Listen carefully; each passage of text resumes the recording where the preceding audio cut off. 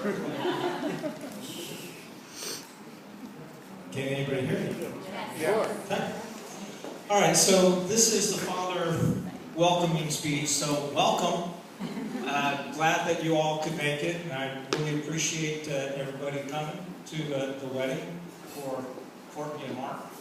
I want to thank a lot of people that made this happen, Courtney and Mark, for one, but also my wife, who helped put this together.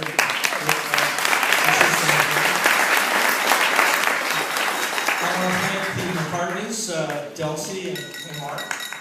Thank you very much for helping me with this. And I'm sure there's a lot of other people, including Michael over there, who spent a lot of time with us to help coordinate this. So today, as you know, is my 25th anniversary of Father's Day. Okay? So I think it's befitting that my speech be father-daughter related. So my daughter's wedding day, my Father's Day, and so we're going to go down memory lane a little bit. All right, so imagine, what was it, about March or April of 1987, when we realized that we were about to have something. We didn't know what it was, but it was likely to be a baby. And my reaction was one of pure joy. I was literally jumping up and down on the bed. I hit the ceiling, hit my head, but I was absolutely ecstatic. Right? Now, when you're a father, you start to, those of you who know me, I'm kind of a goal-oriented individual. So, I mentally had some goals in mind as to what I wanted for my child, my daughter. And, first, it's always about health. We want a healthy child. We want that child to be happy. We want that child to grow to be independent. We want her to be, have all the opportunity and choice in the world. And we want to, our role is to kind of nurture her so that she makes good decisions. Okay? So, here we are. You measure goals by milestones. And those milestones at the beginning are always happy milestones. They're milestones that, like the time that she takes her first elevator ride, the time that she takes her first ride home from the hospital, the time that she does all sorts of things for the first time. Sleep through the night. We have this on tape.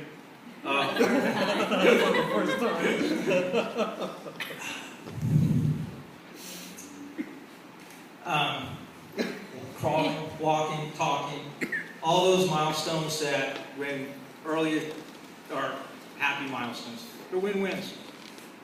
Then at times you realize that there's some that are happy sad.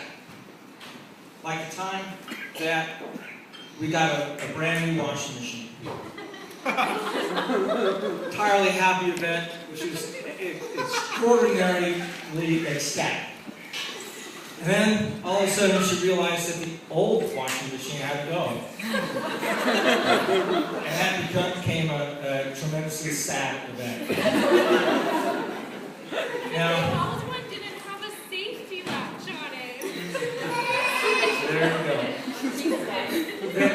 Even back then she was safety conscious, and I lost my flower.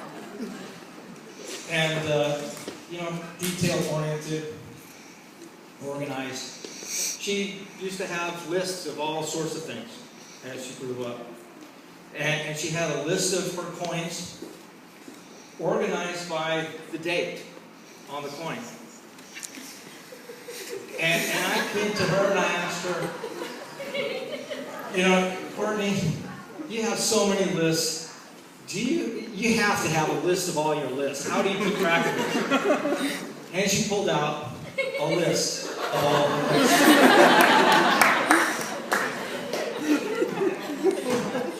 Now, we had some really great times. When she was, during that phase, the father-daughter time was how should I say, was pure joy. I could be a kid with her. I could actually act the age I wanted to act. And I could be normal, do all sorts of things. Then a major event happened. Another first time. I had been working long hours, and Cindy, in her infinite wisdom, said, it's time to take Courtney to band camp. And, well, you know, like I said, working long hours. So I was thinking, you know, the movie, band camp, you know, gonna take her somewhere, she's gonna get on a bus and she's gonna go off to band camp.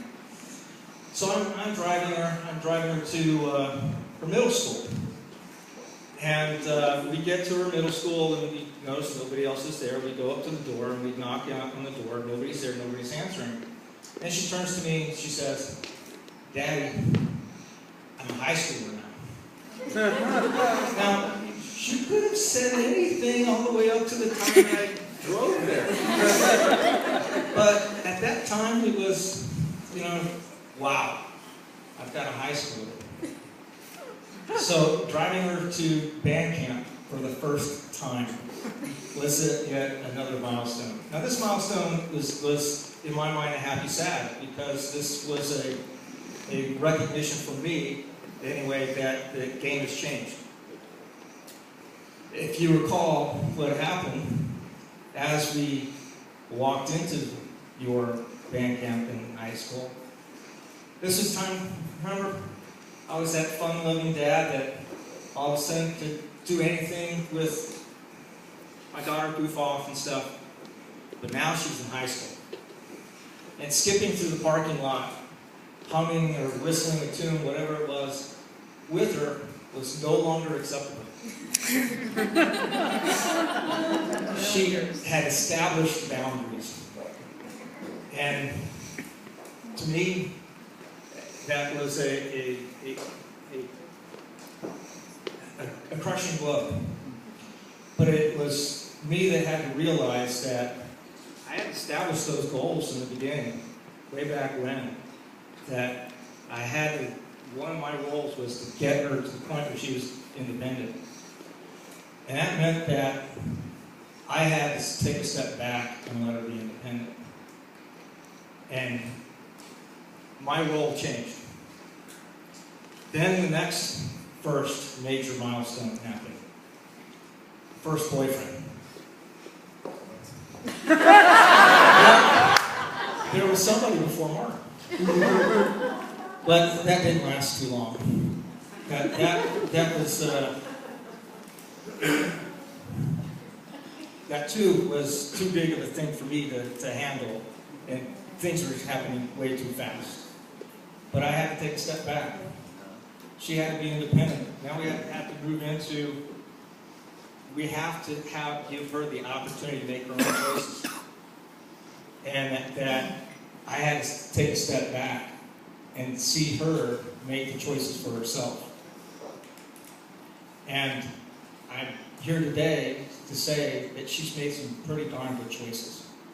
And I'm very proud of her for the choices that she's made.